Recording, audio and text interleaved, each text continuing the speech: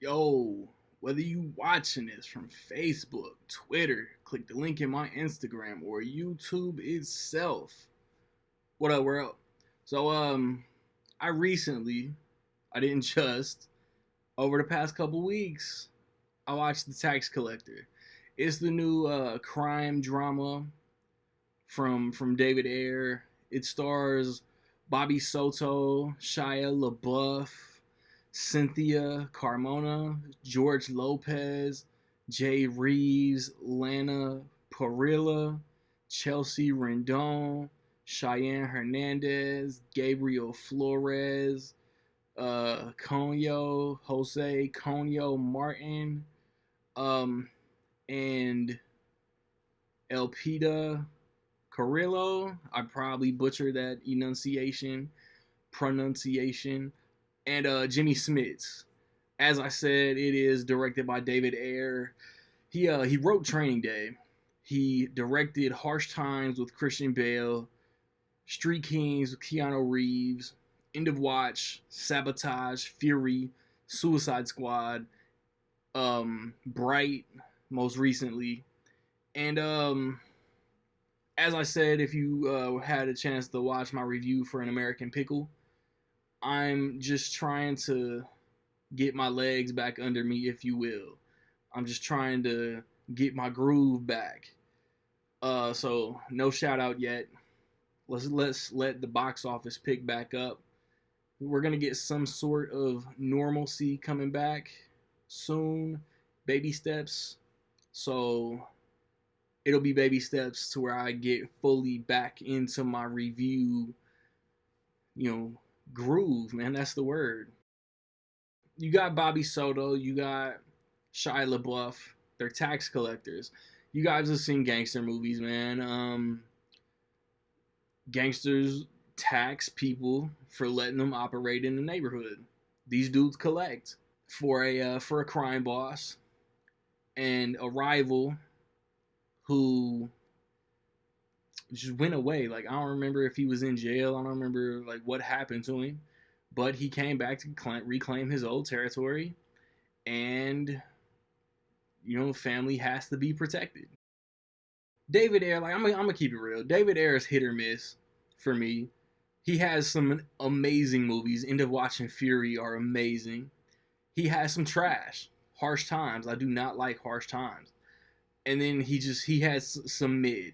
Suicide Squad is very mid. Bright is above average. Sabotage and Street Kings are above average. So so I give him a chance because I feel like eventually he'll give us another End of Watch. And this is not another End of Watch. This is another Harsh Times. Um it it starts off and you learn about these guys. Um there was a lot of hype behind Shia LaBeouf getting all these tattoos for this movie, all these real tattoos for this movie. And he has his shirt off in like one scene, and that one scene is real choppy, shaky, and blurry.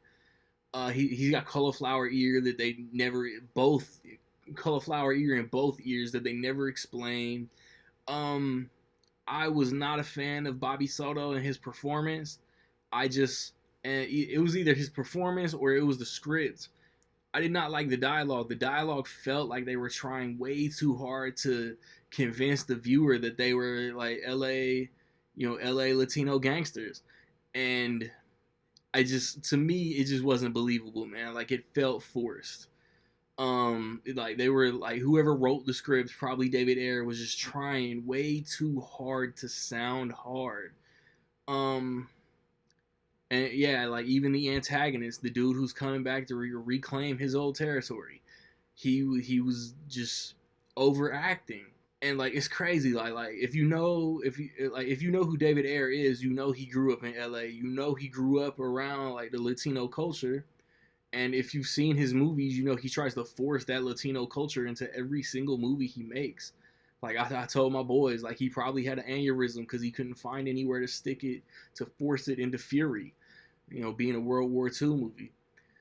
Um, it's in Suicide Squad, it's in Sabotage, it's in all his other movies, it's in End of Watch. On the positive note, The third act picks up. The third act I got into, like, the violence picks up and the stakes get higher, the tension gets higher, and the third act is good. Um, Shia LaBeouf, like I gotta praise Shia LaBeouf, man. He gives the best performance in his movie. He's the best character in his movie. He's the best actor in this movie. You got George Lopez is supposed to be like some Asian crime boss. Um, there's a plot twist that had no impact. Like it wasn't effective at all. Um, well, this movie isn't trash, but I've seen better from David Ayer.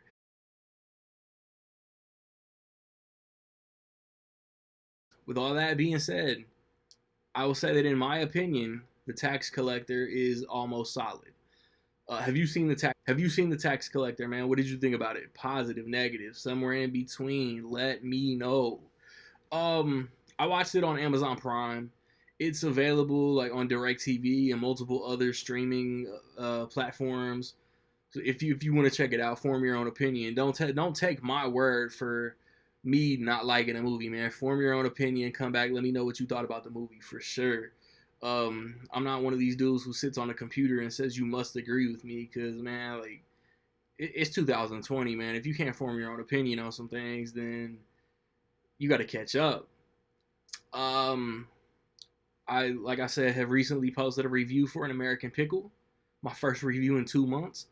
Upcoming New Mutants. I'm gonna mask up. I'm gonna do my thing. I'm gonna try to get back into the theater. It's safety first. I'm gonna try to see New Mutants, Tenet. Actually, Bill and Ted Face the Music. I'm gonna watch at home next weekend. Um, like as I also said in my pickle review, An American Pickle review. I apologize, man. It took me forever to get back into the groove of wanting to set up to do the review. So from here on out, for the rest of the year and hopefully forward, if I watch a new movie that I'm gonna review, because I review everything I see brand new, I will have a review up within 24 hours. So next weekend, New Mutants and a review. Bill and Ted Face the Music and a review. The weekend after that, Tenet and a review. And I'm gonna be the simp who pays the extra $30 on Disney Plus because I was hyped for Mulan in March. I'm hyped for Mulan now. I'm gonna review Mulan and I'm gonna see Mulan on Disney Plus. And then Superman Man of Tomorrow will be out like days later. So stay tuned for all of that, man. Like, subscribe, comment. Find me where you find me, man. Don't know where to find me. Watch these credits. Peace.